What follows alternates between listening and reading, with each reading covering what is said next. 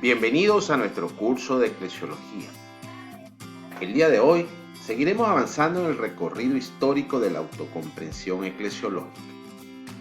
Abordaremos el camino hacia Vaticano II, la eclesiología de Vaticano II, la Lumen Gentium, Iglesia Comunión, y la Gaudium Spes, la Iglesia Servidor. Bienvenidos todos. Indudablemente, para comprender este recorrido histórico, hay que ubicarse en lo que representó ese camino hacia el Vaticano II. El punto de partida es definitivamente el sentido y la sensibilidad que se despliega en el siglo XX, que con razón ha sido llamado el siglo de la Iglesia. Es un siglo donde aparece una nueva conciencia eclesial, teórica y práctica. Paradójicamente, la novedad de esa eclesiología consiste fundamentalmente en volver a la fuente del Evangelio, pero no ya para repetir sin creatividad ni originalidad del pasado, sino para construir en fidelidad a Cristo y al hombre de hoy el presente de la Iglesia. Es importante aclarar que esta nueva conciencia histórica no implica transmutación o abandono de los elementos perennes de la Iglesia. Se trata más bien de la adaptación a las diversas situaciones históricas. Un cambio tan radical y profundo, por supuesto, no ha sido instantáneo. Hay un proceso de fermentación previo, no solo teológico, sino también sociopolítico, que aconteció sobre todo en la primera mitad del siglo XX. Tampoco es totalmente nuevo el modelo eclesial que surgió a partir de Vaticano II. Al contrario, recoge la eclesiología de comunión de la patrística, sobre todo la de África y Oriente, que al instaurarse el mundo eclesiológico de cristiandad fue marginado y solo emergió esporádicamente en forma de movimientos proféticos o contestatarios. Ahora, ¿cómo era la iglesia preconciliar? En primer lugar, prevalecía el juridicismo sobre el misterio. Había más importancia en los aspectos visibles. La eclesiología se hacía en clave de poder. Había una continuidad cierta entre Iglesia y Cristo, pero ello llevaba a afirmar que la Iglesia era la prolongación de Cristo mismo en la historia. Y esto no es malo, el problema es que se hacía en clave de poder. Tercero, se acentuaba mucho el aspecto eclesiocéntrico, tanto que se llegó a afirmar que fuera de la Iglesia no había salvación. Cuarto, en la relación entre la Iglesia y el Rey, se acentúa la actual coincidencia, incluso la identificación entre ambas realidades. Esto devino en un integrismo católico. Quinto lugar, en la relación entre los miembros de la Iglesia, se observó una estructura de tipo piramidal en la organización de la misma. Esto siempre en clave de obediencia y sumisión. Sexto, en la relación de la Iglesia con otras confesiones cristianas prevaleció el integrismo eclesiológico. Séptimo, en la relación entre la Iglesia y el mundo se observa un dualismo contrapuesto. El mundo, de hecho, se concibe amenazante. Y por último, está cargada por una profunda orientación apologética, pues considera que es la única que tiene una jerarquía dotada de jurisdicción universal y magisterio infalible, porque la Iglesia Católica es la fundada por Cristo. Esta era la Iglesia preconciliar. Esta eclesiología reflejaba a nivel doctrinal la praxis eclesial del tiempo. Una iglesia centralizada en el papado, una iglesia en que los obispos eran más delegados del Papa que auténticos y genuinos pastores de su iglesia, y en la que los laicos eran sujetos pasivos. Allí destaca sobre todo el periodo que denominamos la Iglesia Piana. Pío X, ya con la Venter nos dará una muestra de esa mentalidad. La Iglesia es el cuerpo místico de Cristo, regido por pastores y doctores, sociedad humana en cuyo seno existen jefes con pleno y perfecto poder para gobernar, enseñar y juzgar. Pío XI, por su parte, Papa entre 1922 y 1939, también tiene una imagen de la Iglesia muy particular. Para él, la revelación divina tiene en el centro a Cristo, acentúa sobre todo al Cristo Redentor. Los 3 puntos fundamentales de la eclesiología de Pío XI serán la Iglesia misionera, la Iglesia católica y la Iglesia espiritual. Es recordado también por introducir el término subsidiariedad en la doctrina social de la Iglesia.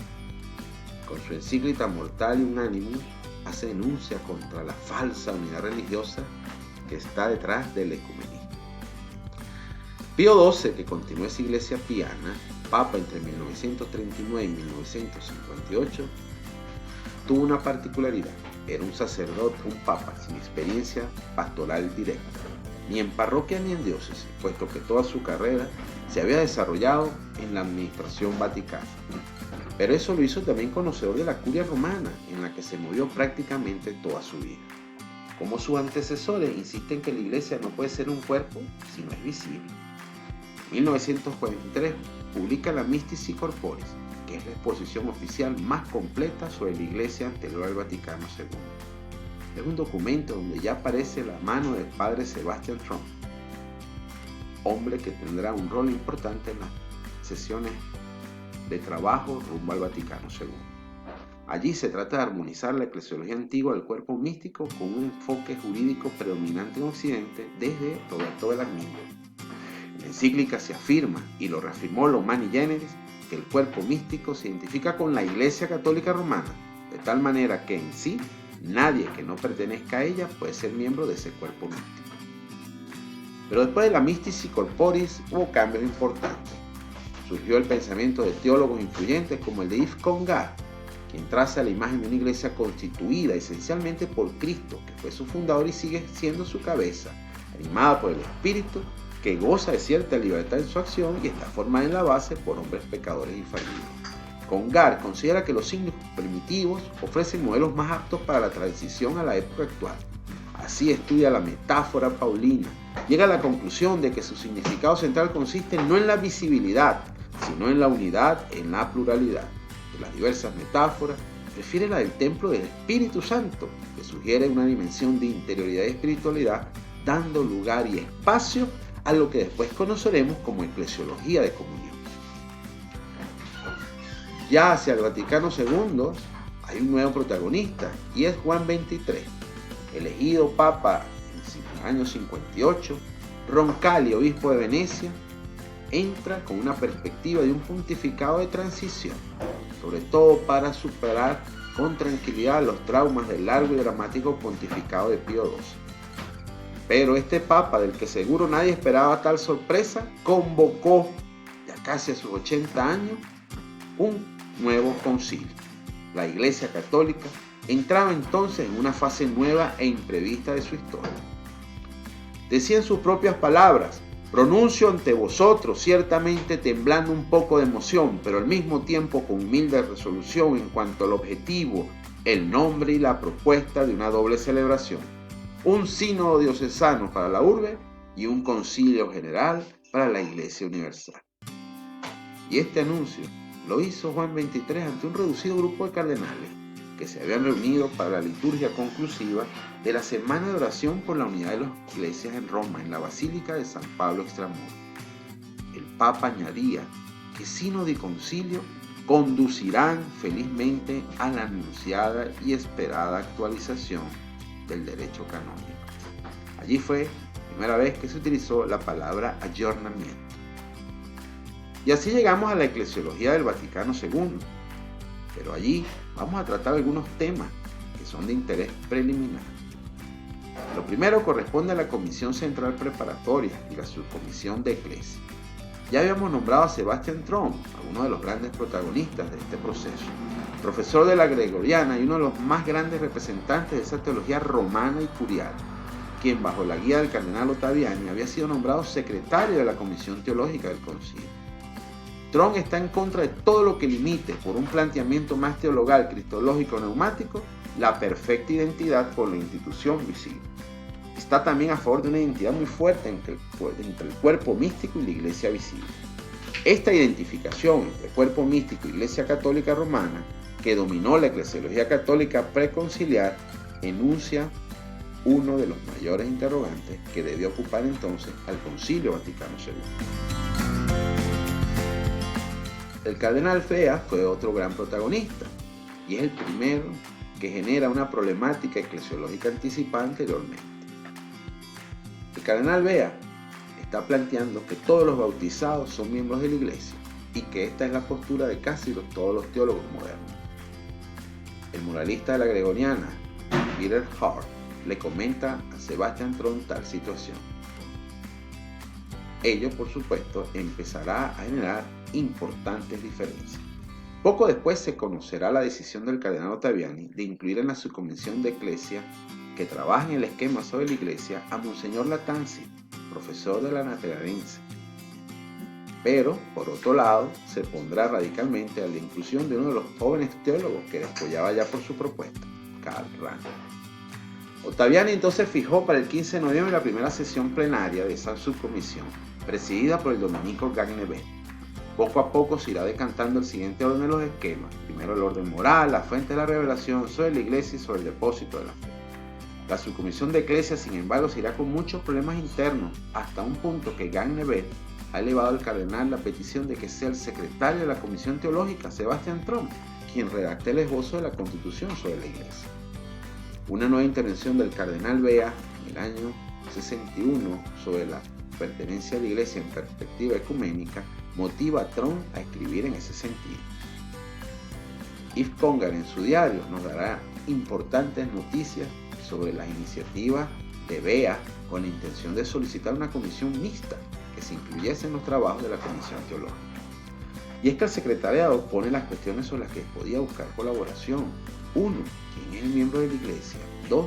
¿Cuál es la esencia del episcopado? Y 3. ¿Cuál es el lugar del laico en la Iglesia? En Roma proseguirán entonces los trabajos de preparación. Throne los estimula y coordina de manera infatigable y se implica personalmente en la redacción de todos y cada uno de los proyectos y esquemas doctrinales. Cuenta para ello con la inestimable colaboración de Saul, quien le ayuda en estos procesos. Y así le llegó el turno a la Constitución sobre la Iglesia el día 29 de septiembre, en la 11ª reunión de la sesión plenaria. Throne y Gagnevet exponen el contenido del capítulo 2, que versa sobre los miembros de la Iglesia, ese tema que estaba en discusión. Por supuesto, el ambiente se vuelve aún más tenso. El 30 de septiembre tiene lugar la 12ª y última reunión, donde se trata el tema de los obispos y surge la discusión sobre el título vicario de Cristo, en el sentido de si correspondía solo al Papa o a todos los obispos. Ya circulaba por Roma el rumor de que el Papa quería convocar el comienzo del concilio para octubre del 62. Eso obligaba a acelerar la preparación.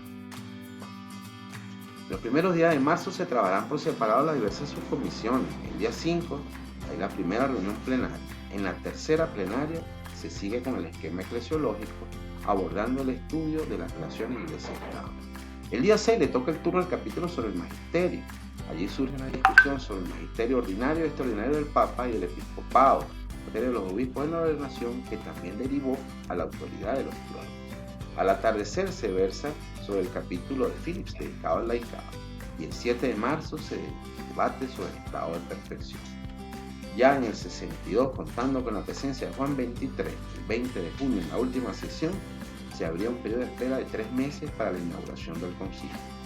A grandes rasgos, puede decirse que ahí culmina la polémica y el debate que se había ido dibujando a lo largo de 2 años de preparación del concilio como una pugna teológica que acababa en ese momento y que había sido personificada por Ottaviani y por Bea, y que va a encontrar su prolongación en los 4 periodos de sesiones que se celebrarán entre el 62 y el 65.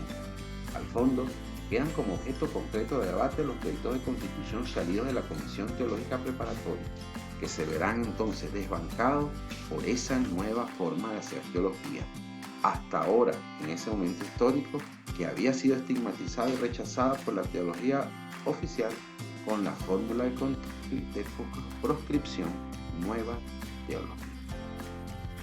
Lubac, que fue uno de los consultores de la comisión, al respecto de los trabajos previos, indicó que era una teología terriblemente decadente de un grupo de teólogos romanos, especialmente de la Gregoriana. Por su parte, Congar decía que los esquemas preparativos obedecían a un esquema de pensamiento que seguía dando la espalda a los últimos años de trabajo bíblico, teológico, ecuménico. Continuamos entonces. y llegamos a las sesiones conciliares celebradas entre el año 62 al 65. Pablo VI, con ocasión del tercer periodo conciliar y su clausura, decía: quisiéramos finalmente que la doctrina de la Iglesia irradiara también con algún reflejo de atracción al mundo profano en el que vive y del que está rodeada. La Iglesia debe ser el signo alzado en medio de los pueblos para ofrecer a todos la orientación de su camino hacia la verdad y la vida. Como todos pueden observar, la elaboración de esa doctrina, ateniéndose al rigor teológico que la justifica y la engrandece, no se olvida nunca de la humanidad que se da cita en la Iglesia, o que constituye el ambiente histórico y social en que se desarrolla su misión. La Iglesia es para el mundo. La Iglesia no ambiciona otro poder terreno que el que la capacita para servir y amar a los hombres. La Iglesia Santa, perfeccionando su pensamiento y su estructura, no trata de apartarse de la experiencia propia de los hombres de su tiempo, sino que pretende de una manera especial comprenderlos mejor, compartir mejor con ellos sus sufrimientos y sus buenas aspiraciones, confirmar el esfuerzo del hombre moderno hacia su prosperidad, su libertad y su paz. Lo más notable del Concilio Vaticano II en lo que se refiere a la eclesiología es sin lugar a duda el abandono del modelo Iglesia-Institución o Iglesia-Societas Perfecta. La Lumen Gentium señala el final de este modelo y el nacimiento de un nuevo modelo en el que la Iglesia se autocomprende como Iglesia-Comunión. Esta nueva comprensión de la Iglesia supera las tres acusaciones que surgieron en el aula conciliar al inicio de las discusiones sobre este tema. Frente a la acusación de clericalismo, el concilio asume la noción bíblica de pueblo de Dios, Lumen Gentium 2, pueblo todo el sacerdotal, Lumen Gentium 10 y 11, dotado de la infalibilidad de la fe, el Sensus Fidei de Lumen Gentium 12, y enriquecido con carismas. La dimensión jerárquica de la Iglesia no es negada ni opacada, pero recibe un nuevo enfoque y una nueva significación al quedar enmarcada en el contexto del pueblo de Dios y al servicio de éste. Capítulo 3 de la Lumen Gentium. Frente a la acusación de triunfalismo, el concilio afirma la distinción entre la Iglesia y el reino. La Iglesia no se identifica con el reino, sino que, siendo su germen e inicio, es peregrinante y camina hacia la escatología. Capítulo 7, Lumen Gentium. Lleva consigo la imagen de este mundo que pasa, Lumen Gentium 48, y, aunque es santa, se reconoce en su situación histórico-existencial, siempre necesitada de purificación, Lumen Gentium 8. Frente a la acusación de juridicismo, el concilio presenta la comprensión de la Iglesia como misterio, enraizada en la Trinidad, en relación íntima con el Padre, el Hijo y el Espíritu Santo. Capítulo 1 del Lumen Gentium. Todos los miembros de la comunidad eclesial quedan así revalorizados. Se acentúan los aspectos de libertad y de responsabilidad.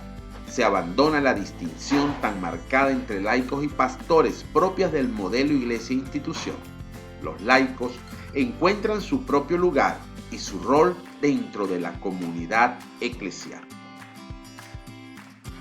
Y así llegamos entonces a la Lumen Gentium, donde la imagen de la Iglesia es la Iglesia-Comunión.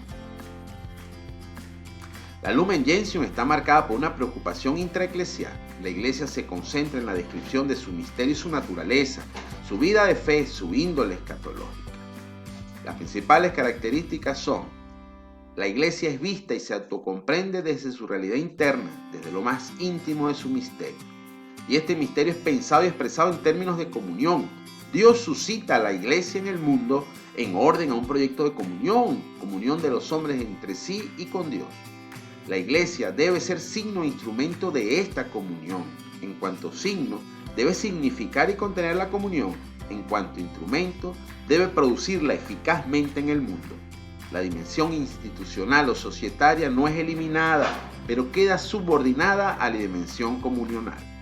Segundo, en la relación entre la Iglesia y Cristo se confirma la continuidad, pero ya no en clave de poder, como habíamos advertido en la parte anterior del video, sino en la de sacramentalidad comunional. se afirma en el numeral 1 que la iglesia es en Cristo como un sacramento, o sea, signo e instrumento de la íntima unión con Dios y de la unidad de todo el género humano. Ciertamente la iglesia está dotada de poderes que se refieren a la palabra, a la santificación y a la conducción de la comunidad, pero estos poderes son comprendidos en Lumen Gentium como otras tantas formas de servicio a la comunión de la iglesia. En tercer lugar, en la relación de la iglesia con la salvación, esta es descrita en su dimensión universal. Sin negar el rol imprescindible de la iglesia en el ámbito soteriológico, se amplía la posibilidad de la salvación. Esta llega hasta el hombre de buena voluntad, que sin culpa propia no cree en Dios. Numeral 16. La salvación no está condicionada por la pertenencia a la iglesia institución ni por la fe explícita, sino por el amor fraterno. 4. En la realidad de la iglesia con el reino se afirma la no coincidencia actual de ambas realidades. La iglesia no es el reino, sino su germen inicio. Se afirma la condición pecadora de la iglesia en su concreción histórico-existencial, la exigencia de purificación, su condición peregrinante y provisoria en este tiempo y sobre todo su índole escatológica. Todo ello implica el abandono de la visión triunfalista de la iglesia. 5. En la relación entre los miembros de la iglesia se acentúan los aspectos de igualdad fraterna y de servicio recíproco. Se reconoce sobre todo la igualdad fundamental de todos los miembros por el hecho de constituir el único pueblo de Dios. La estructura interna de la iglesia se comprende desde las exigencias e instancias de la comunión de creyentes en comunidad y como consecuencia se privilegian los vínculos de amor sobre los vínculos jurídicos. Es un modelo donde se acentúan los aspectos de libertad y responsabilidad de todos los miembros de la comunidad eclesial. Se pretende abandonar la estructura piramidal y como consecuencia se abandona la separación entre clérigos y laicos. Se comprende la autoridad es como servicio a la comunidad, pero también se reconoce el puesto y la función de los laicos dentro de la iglesia. Se valora entonces el sacerdocio común de los fieles, el sensus fidei y la pluralidad de los carismas. 6. En la relación de la Iglesia Universal con las otras iglesias locales se afirma la pluralidad en la comunión, o lo que es lo mismo, la unidad en la diversidad. Respecto a la Iglesia Católica con las otras confesiones cristianas, se sustituye ese principio integrista de todo o nada con el de la gradualidad en la comunión. Se afirma la presencia de auténticos elementos eclesiales en otras confesiones cristianas. En relación con la iglesia y el mundo, se debe reconocer que este tema está poco presente en Lumen Gentium. El mundo es reconocido en su consistencia y autonomía propia, superando ciertos planteamientos dualísticos y sacralizantes del modelo iglesia-institución.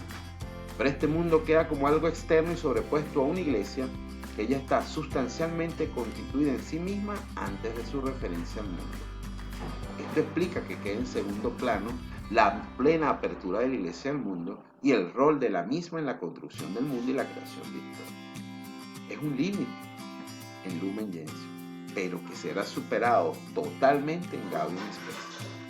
Esta constitución pastoral no solo abrirá plenamente la iglesia al mundo, sino que además afirmará el rol de la iglesia en la construcción del mundo y en la creación de la historia. Y así llegamos al modelo eclesiológico de la Gaudium, la iglesia servidora. La promulgación de la condición dogmática sobre la iglesia Lumen Gentium no significó el fin del proceso eclesiológico del concilio. La reflexión conciliar después de la elaboración de Lumen Gentium no podía dejar de fluir.